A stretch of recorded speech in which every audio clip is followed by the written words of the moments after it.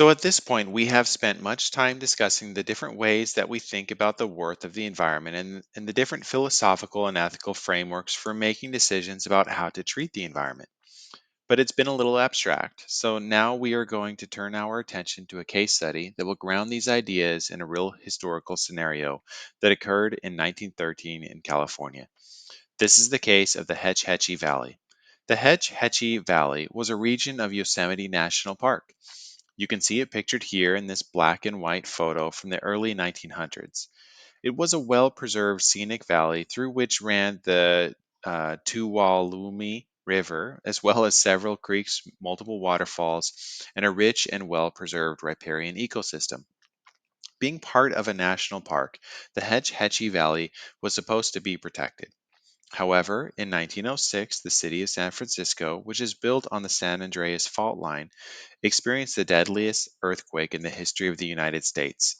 The Richter scale did not exist at that point, but it is estimated to have been a 7.9 magnitude quake, and it set off fires in the city that lasted for days. Between the fires and the earthquake itself, 3,000 people died. The ferociousness of the fires was blamed on the city's meager and unreliable water supply, and in the aftermath, people began to call for a measure that would provide the city with a stable, sufficient, clean supply of water. The Hetch Hetchy Valley landed in their crosshairs as the proposed source. However, the flow of water through the valley varied significantly by the season of the year, with dry spells in the summer and flooded marshy conditions resulting from snowmelt runoff in the spring. In order to stabilize the water supply year round, a dam would need to be built, turning the whole valley into a reservoir that would hold sufficient water to be supplied at a consistent rate year round. The issue of whether to build this dam and permanently flood the Hetch Hetchy Valley set off a fierce debate in the American public, with two camps emerging. One was led by Guilford Pinchot, pictured on the left, who was the chief forester under President Teddy Roosevelt. Pinchot took the utilitarian anthropocentric view and favored the building of the dam. The other camp was led by John Muir, pictured on the right, who was a renowned naturalist and environmentalist and the founder of the Sierra Club, and he took an ecological, moral, and biocentric view and fought for the preservation of the Hetch Hetchy Valley and against the construction of the dam. Here are a few quotes that really display the values that each of these two sides of the debate were driven by.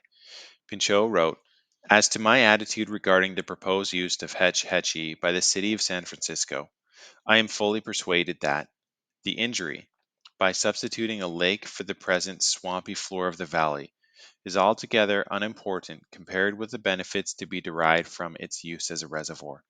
The fundamental principle of the world conservation policy is that of use, to take every part of the land and its resources and put it to that use in which it will serve the most people."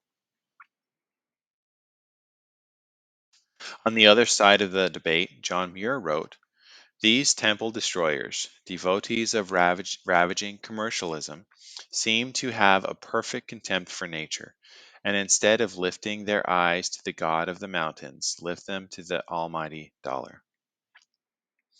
In the end, the utilitarian camp won out, and Congress voted to build the dam.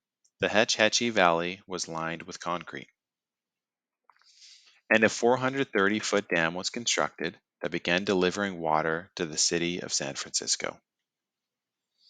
The city continues to draw much of its water from the Hetch Hetchy Reservoir today. Here is a side by side comparison of the Virgin Valley and the concrete lined reservoir that exists today.